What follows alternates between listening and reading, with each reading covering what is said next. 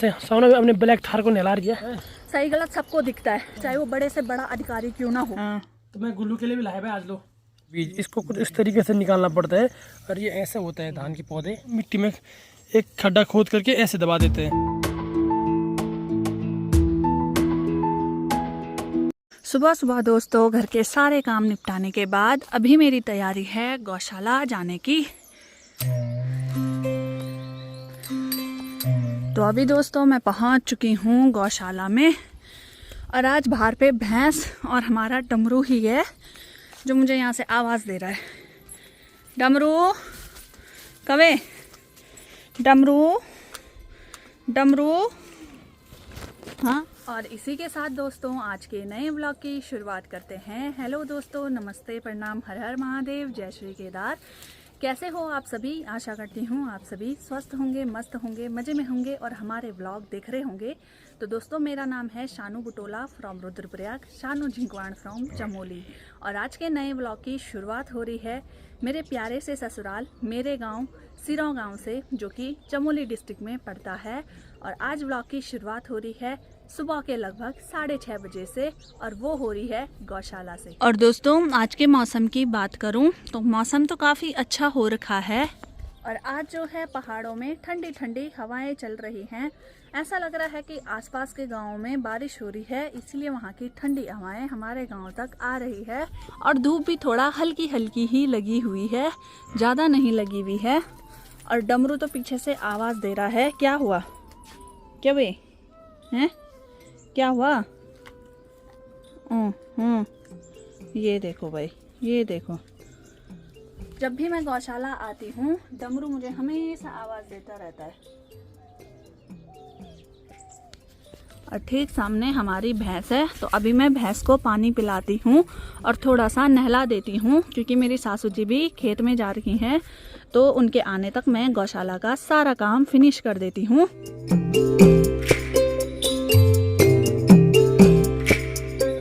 तो दोस्तों हम भैंस वाले कमरे में साफ सफाई करेंगे, क्योंकि जहाँ भैंस होती है वहाँ गोबर बहुत ज़्यादा हो जाता है।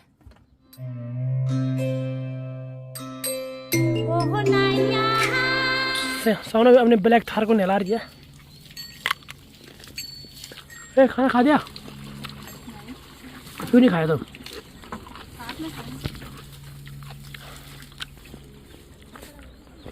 पापा भी थक गए हैं आज। तो हल लगाने में काफ़ी दूर जाते हैं यार, क्योंकि हमारे खेत बहुत दूर है, बहुत दूर जाना पड़ता हल लगाने के लिए। अब मैं खा रहा हूँ खीरा, जो कि हमारे बहुत सारे लगे इस बार।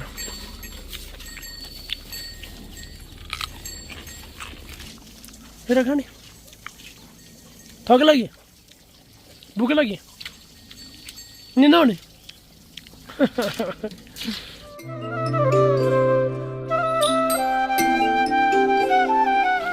भाई पापा जी अपने लोगों को संभाल रहे देखो, क्योंकि ये बिल्कुल सही रखने पड़ते हैं तभी जाके आगे बढ़ते हैं। देखो पापा ने कहाँ पहुँचा दिया उसको। कहाँ पे ना भाई इधर 6 बजे क्या? तो भाई हमारी इस भैंस के ना बच्चे पोते सारे गांव में घूम रहे हैं, पड़ पोते।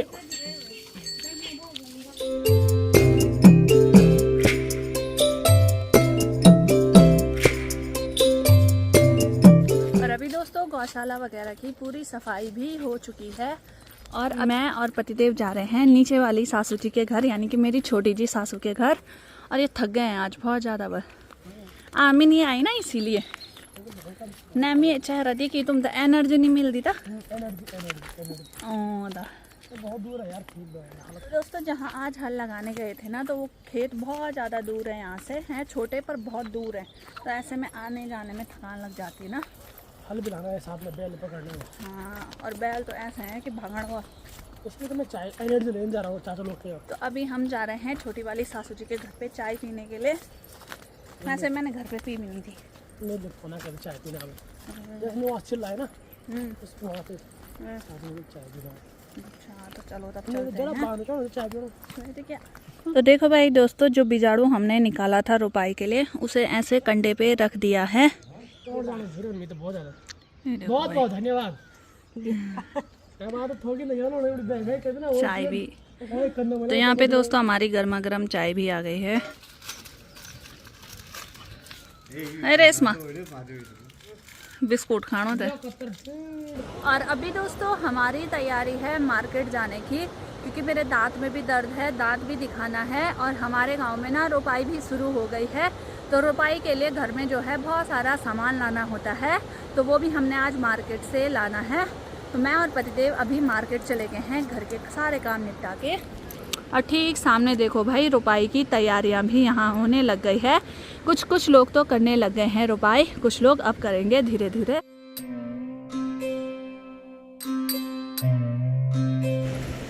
और पतिदेव जी क्या कर रहे हो? गाने सुनना।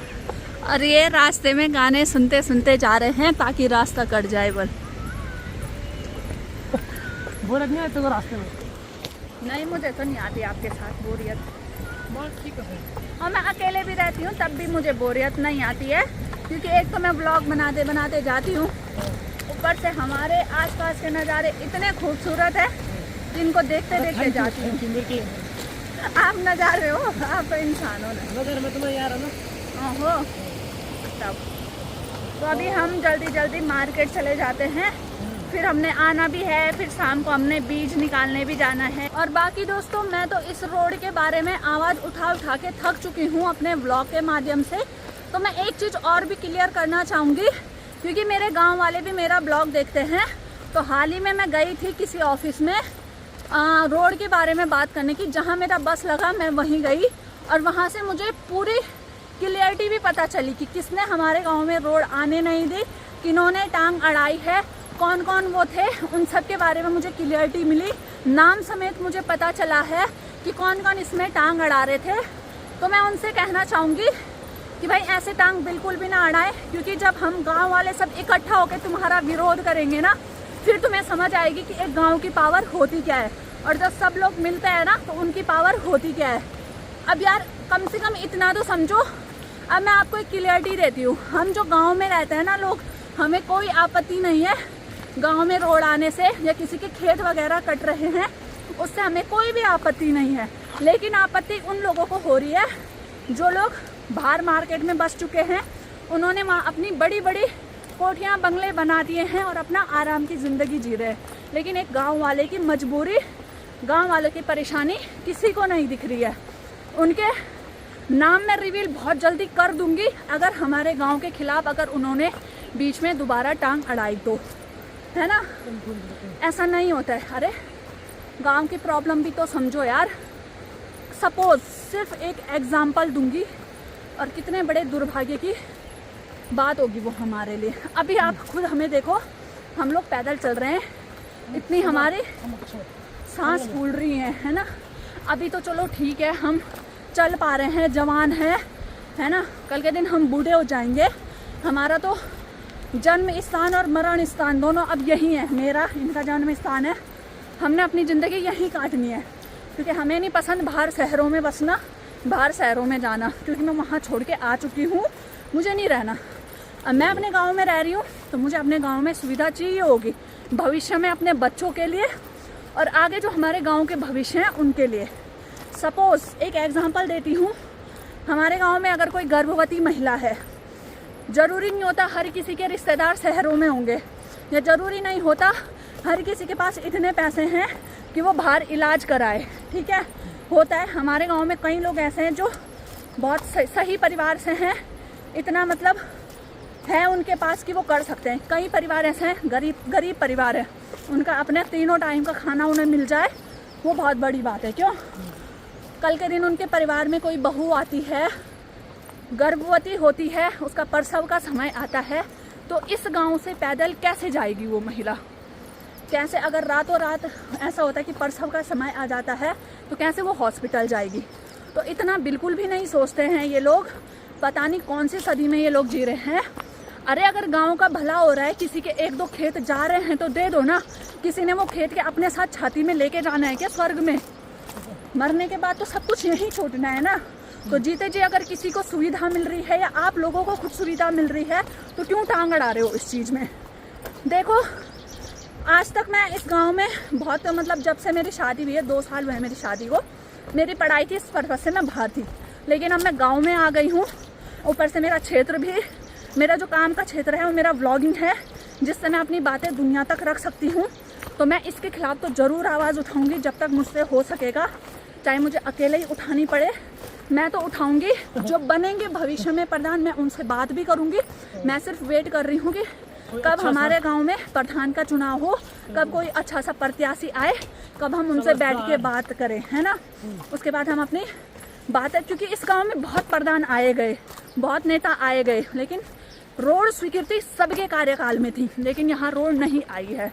अब गांव वाले 1 से 2 से 3 लोग विरोध कर रहे होंगे कि रोड नहीं आनी चाहिए, और वो लोग वही हैं जिनके बाहर मकान है, लेकिन जिसका गांव में मकान है वो कोई भी विरोध नहीं कर रहा है। इसकी मैं आपको फुल गारंटी देती हूँ। क्यों? क्योंकि उन पे बीत रही है। और क्या, इतना पैदल बच्चे, इतने दूर दूर स्कूल नहीं हो पाता यार। गांव के लोग थोड़ा मिडिल क्लास फैमिली के होते हैं, वो अपना खेती बाड़ी करके अपना घर चलाते हैं। इन लोगों को मजाक हो रही है, तो मैं तो नहीं चुप बैठने वाली हूँ। बाकी जिसके अंदर इतनी हिम्मत है कि मुझे चुप बैठा दे तो बैठाना, मैं तो लड़ूंगी और अपने मरते दम तक लड़ूंगी अपने गांव के रोड के लिए।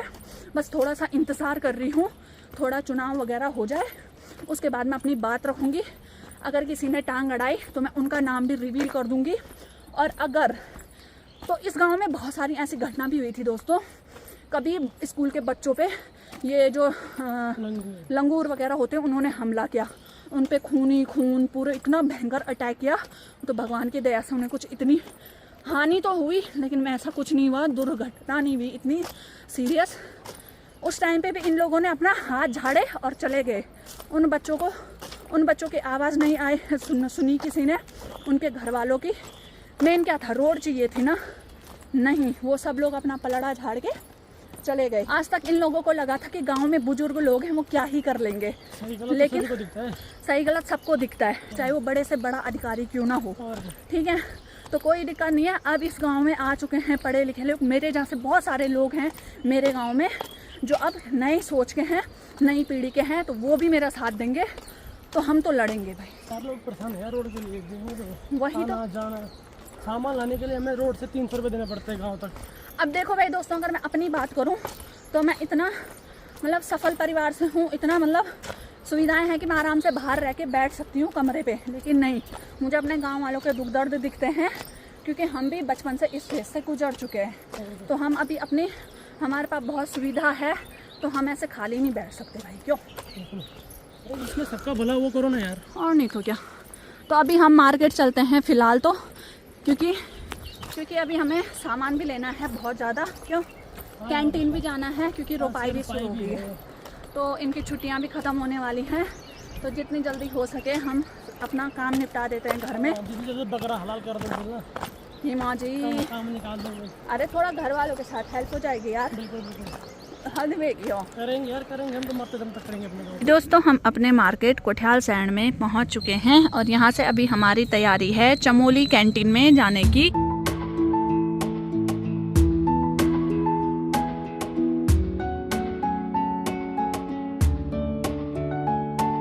और अभी दोस्तों हम चलते चलते चमोली से थोड़ा सा आगे आ चुके हैं, और आज जो हम जा रहे हैं वो जोशीमठ वाली रोड पे जा रहे हैं, लेकिन जो हम कैंटीन जाएंगे वो जाएंगे क्षेत्रपाल।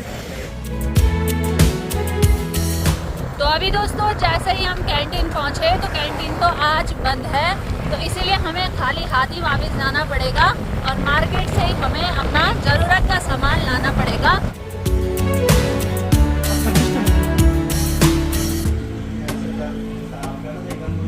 और अभी दोस्तों हम डेंटिस्ट से भी आ चुके हैं और मैंने अपना दांत दिखा दिया, उन्होंने थोड़ा सफाई वगैरह करी दांत की, तो ऐसे कोई घबराने वाली बात नहीं है। और अभी थोड़ा दर्द भी कम है, तो दवाई वगैरह भी ले ली है, तो बहुत ही अच्छे यहाँ पे डॉक्टर हैं। तो आप लोग भी जब चमोली आओ दिखाने तो यहीं पे आना। तो दोस्तों अभी हमारे साथ जुड़े हमारे गोलू भाई और अमित भाई, ये देखो, तो इनको बोला लड़की की सख्त आवश्यकता है शादी के लिए, क्वालिफिकेशन जो कुछ क्वालिफिकेशन की बात मत कर भाई, काम बस काम करने वाले चाहिए बोला। हम भाई कुछ नौकरी वाले देखे बस लड़की मिलनी चाहिए बोला। जो मेरे घर वाले भाई यहाँ तो ऐसा हो रहा कि बस हो जाए शादी कैसे भी हो बोला। हम लोगों के गांव में तो रोड है। इनके गांव में रोड है। प्रायोरिटी वाला इन्हीं की है कौन तो।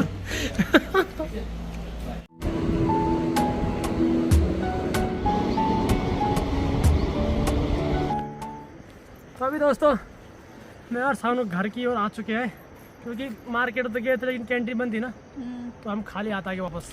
खाली हाथ नहीं लाए, हम परचून की दुकान से लेके आए नहीं, तब जो सामान। कैंटीन का सामान लेने गए थे हाँ, वो तो हमें मिला नहीं, तो बाकी हम मार्केट चले गए थे वहीं से गोपेश्वर की और थोड़ा बहुत हमें जो दोपहर के लिए जरूरत का सामान चाहिए था वो हम लेके आ गए। और सानू ने तो अपनी शॉपिंग कर दी जिसके लिए बाजार आई थी, अब मुँह नहीं खोलेगी वो। वे बोलो सच्ची माँ कसम कर नहीं लिया।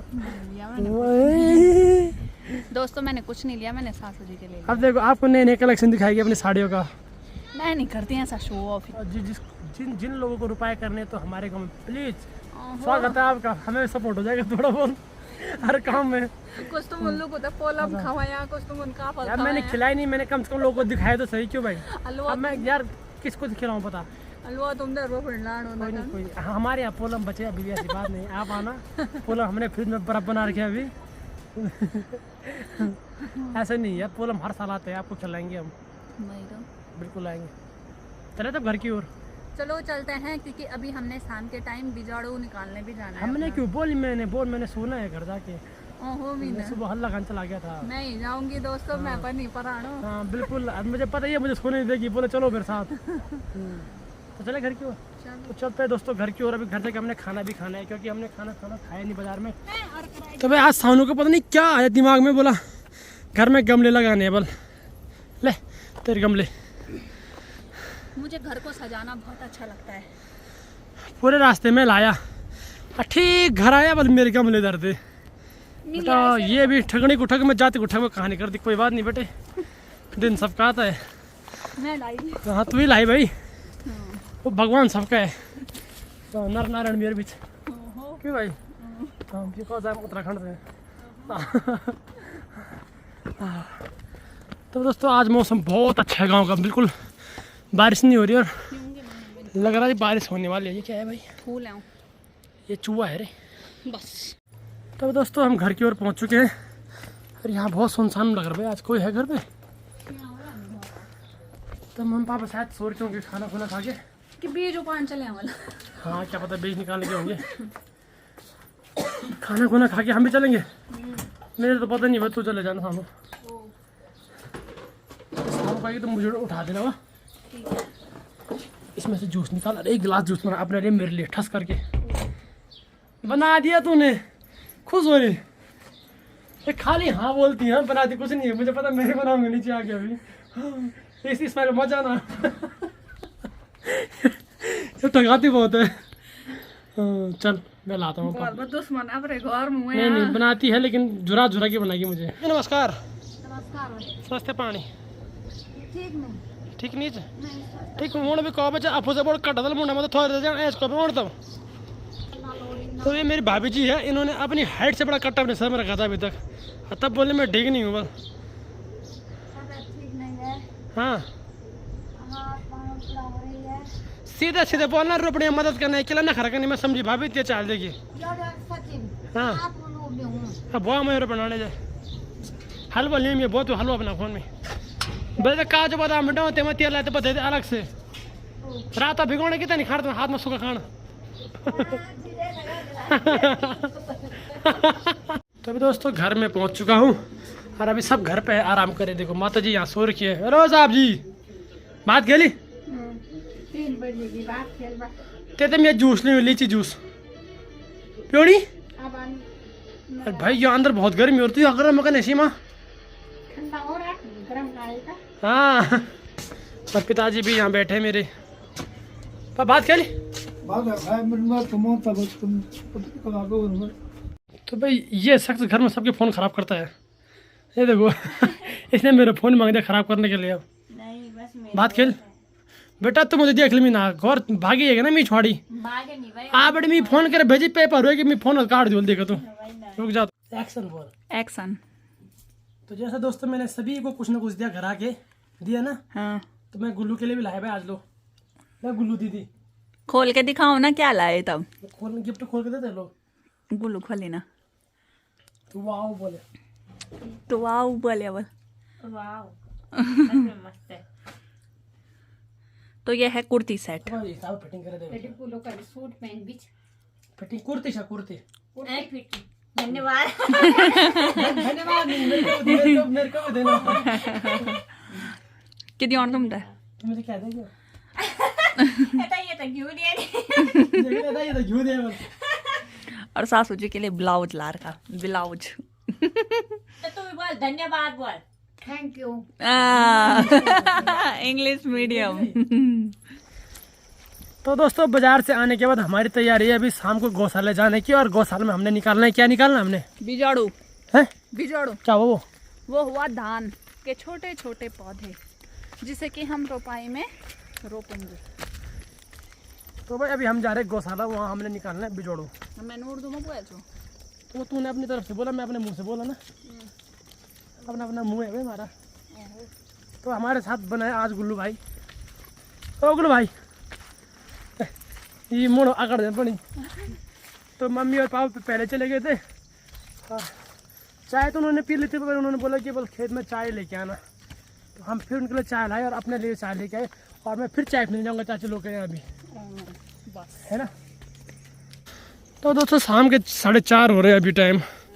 ये देखो अरे अभी से ले आए सबको खेत में। अभी धूप भी नहीं गई गाँव की और ये पकड़ पकड़ के लाए मुझे भी बोला चलो बिजोड़े निकालना है बस। और यहाँ पे पता नहीं चल रहा गुल्लू कौन है डमरू कौन है। इधर देखो तो दोनों सेम शक्ल लग रही है ना थोड़ा थोड़ा। साले में आज हम सब बीज निकाल रहे हैं क्योंकि कल से हमारी रुपाई शुरू हो जाएगी। जैसे कि ये देखो भाई ऐसे निकालते हैं बीज। इसको कुछ इस तरीके से निकालना पड़ता है और ये ऐसे होता है धान के पौधे और इनको ऐसे निकाल के इनकी ऐसी मुट्ठी बनाई जाती है। देखो गुल्लू भाई ने मुट्ठी बना रखी है थोड़ी टेढ़ी मेढ़ी बनाई है लेकिन ठीक ठाक है। और इनको ऊपर जैसे इनको निकालते हैं ना तो इनको ऊपर से तोड़ना पड़ता है। ये मुझे भी नहीं पता क्यों तोड़ते हैं। दोस्तों अभी बिजाड़ू निकालते निकालते यहाँ पे हमारा टी ब्रेक हो चुका है। तो सभी लोग यहाँ पे बैठ करके चाय पी रहे हैं और ज़्यादा चाय इन्हें चाहिए होती है।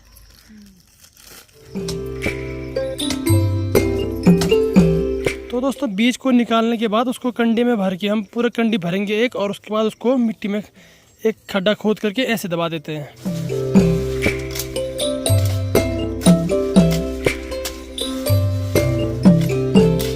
तो अभी दोस्तों घास उठाने के बाद मुझे अभी भैंस के कमरे का गोबर निकालना है क्योंकि इस टाइम पे भी हम भैंस के कमरे का गोबर निकालते हैं। गौशाला से घर भी आ चुके हैं और अभी हमारी तैयारी है रात के खाना बनाने की। पतिदेव ने तो ऊपर गैस पे सब्जी रखी हुई है और साथ में हमारी रोटी भी बन रही है। तो मैं यहाँ से इनको ना बेल के दे रही हूँ और ये ऊपर ना पका रहे हैं। और अभी दोस्तों खाना पीना हमारा हो गया है और कल सुबह रुपाई के लिए भी पूरी तैयारी हमने कर दी है। तो आज दिन भर भी बहुत ज़्यादा थक चुके हैं क्योंकि काम ही इतना ज़्यादा था। क्यों फिर मार्केट भी गए फिर मतलब घर आके सीधे काम पे लग गए। सुबह भी बहुत सारा काम किया तो थक चुके हैं बहुत बुरी तरीके से। और अभी मुझे अपनी एडिटिंग भी निपटानी है क्योंकि कल सुबह मुझे बिल्कुल भी टाइम नहीं मिलेगा रुपाई के साथ।